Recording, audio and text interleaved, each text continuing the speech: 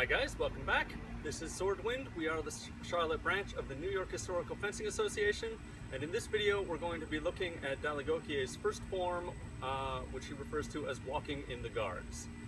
Now before I begin, I should say that Ilkka Hartikainen has already done what I consider to be the definitive instructional video version of this form. I'll put a link to his video in the description below. You should look at it, you should listen to it, you should view it repeatedly. Because some of you will not do that, and you are bad people and should feel bad, I will demonstrate the form here, but I'm not going to go over kind of an exhaustive list of each action. Ilkka does that perfectly adequately, frankly, probably better than I can. There are a few things that he doesn't explicitly call out in that video that I want to highlight for Swordwind students, and so that's what this video is going to be about. But first, for the lazy among you, a quick kind of run through of walking into guards.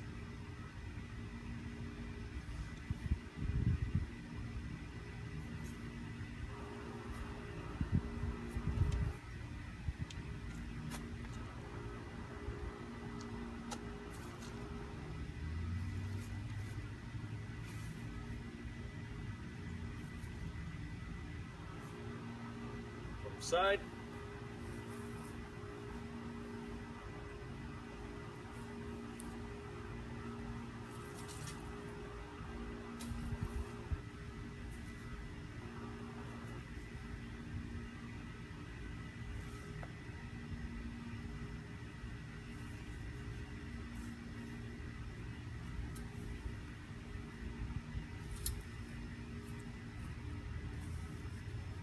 And real quick with the offhand.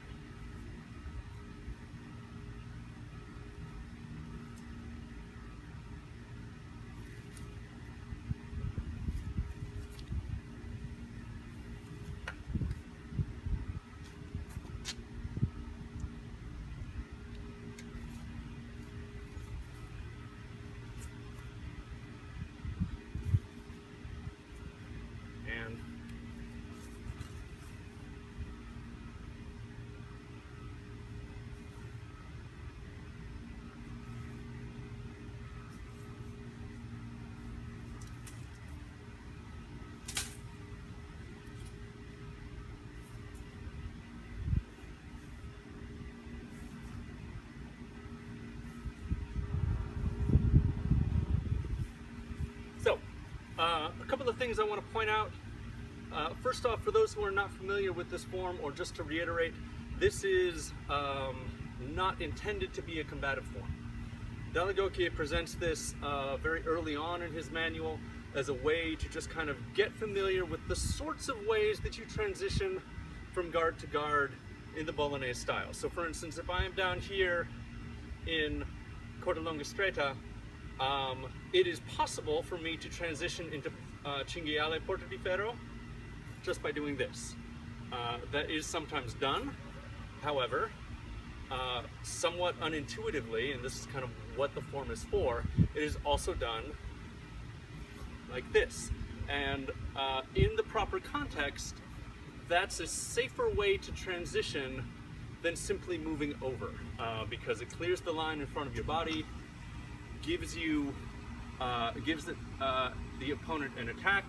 Now that's not to say, of course, that that is always the way you should transition. Sometimes you really do just do this.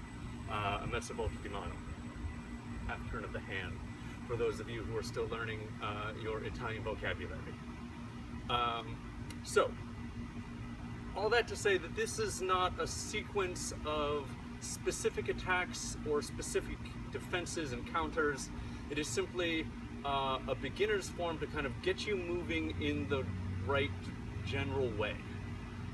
For that reason, we want to make sure that we are, right from the beginning here, training ourselves to move in a particular way. And that means that we want to make sure we are, in fact, making cutting motions, even though these are not necessarily specific attacks and defenses. There's two things I want to point out about that. One is that when we are ending in these point forward guards, corda lunga stretta porta di ferro stretta, cinghiale porta di ferro stretta, if you want to kind of finish the name there, guardia di alicono. All of these things, there's a perfectly sensible reason to keep the point of your sword online when you are fighting with a single sword, a single one-handed sword, and the reason for that is simply that one-handed swords take longer to bring back into line than two-handed swords do. With a long sword, as we've discussed many times on this channel, you can cut all the way down and very quickly pop back up if your opponent is still capable. With a one-handed sword, that is slower. And if you don't have a companion arm, a buckler, a dagger, a cloak to defend yourself with, then the conservative choice is to always just end with your point in line, even if that robs you of some of your some of your cutting power. That's not the only choice you can make, of course, but it is the tactical philosophical approach that the Bolognese take. So, one of the things that means is that we are ending in these point forward guards, and we want to make sure that we're not just hauling our hand down into the point that it should be. From here to here, that is perhaps an acceptable sort of draw cut to make with a tulwar or a scimitar or some other very radically curved sword. With a straight bladed side sword, that's not the way we want to be making these cuts. Rather, cast out, remembering your finger squeeze, and at the end of your cut, let it fall into your end point. But don't go straight there. Your opponent is still in front of you. You still need to make a hewing motion. Hew out and turn. Hew out and end. From the other side, hew out and end, not just haul down straight into porta di ferro. Haul, cast out and turn, cast out and drop into position, cast out. So when you are practicing this form, make sure that your true edge blows are extending properly until the very last moment, and then you can withdraw into the guard. The second thing, with your false edge blows, now we should note here that in the Bolognese style, although you do occasionally wound your opponent with the false edge, dall'Aggocchie is explicit that most of the time your false edge cuts are actually defenses or beats against the opponent's sword to create an opening. Nevertheless, because good cutting mechanics or good binding mechanics, we want to make sure that our false edge cuts could wound somebody if a piece of flesh, a hand for instance, got in the way, or if simply to make sure that we have enough power that we would actually knock an enemy sword out of the way. The thing to remember about your false edge cuts is that there's a reverse finger squeeze. With a true edge cut, we grip primarily with these first three fingers, and I'm exaggerating here, of course, this is not the way you would actually hold the sword. You would hold it like this.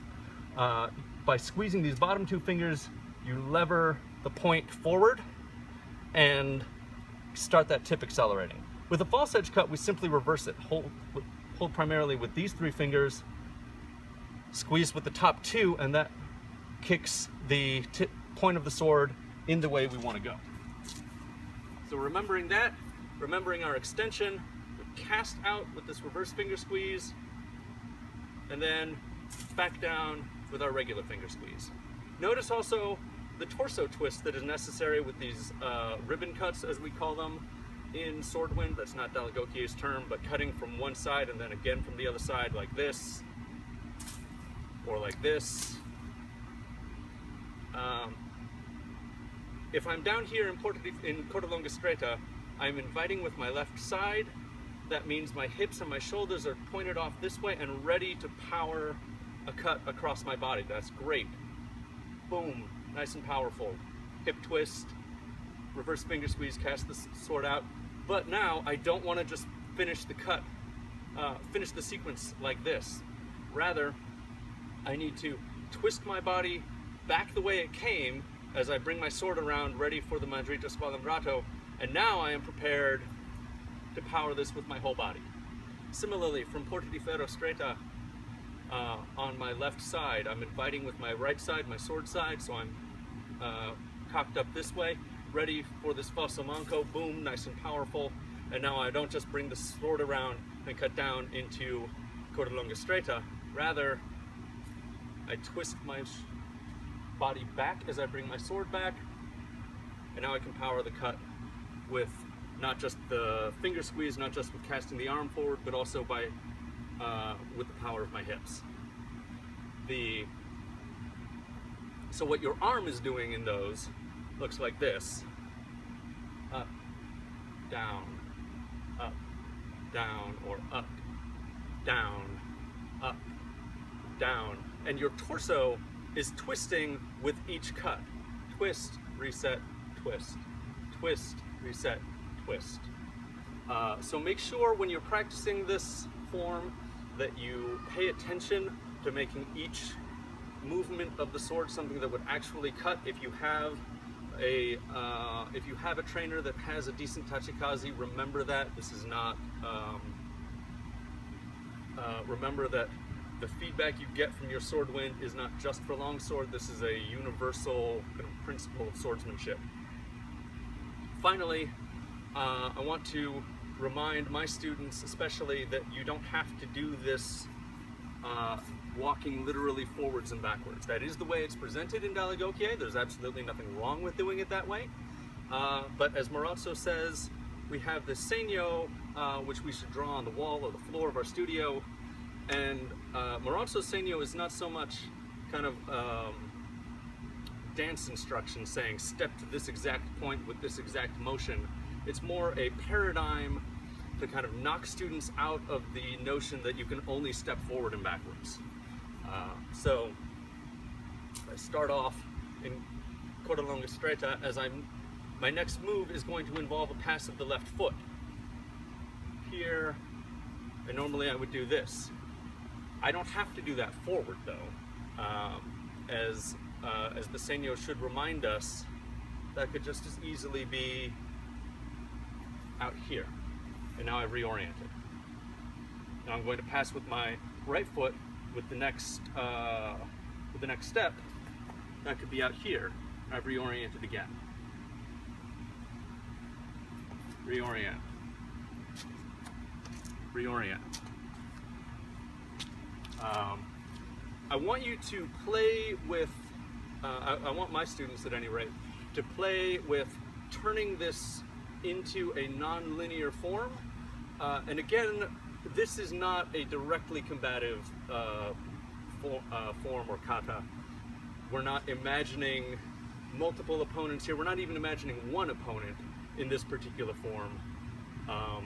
Uniquely, I think, among the Bolognese forms, to my knowledge, this is not intended to be imagined as sort of a shadow boxing sequence.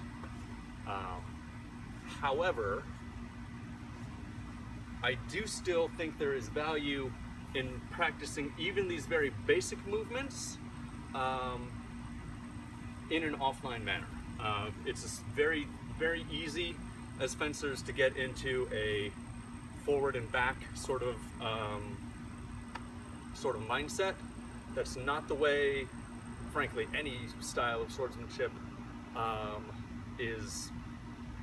involves an offline component, but particularly when we are explicitly given tools and instructions to turn things into more of a circular fight than a forward and backwards fight, I think it's worth paying attention to that admonition.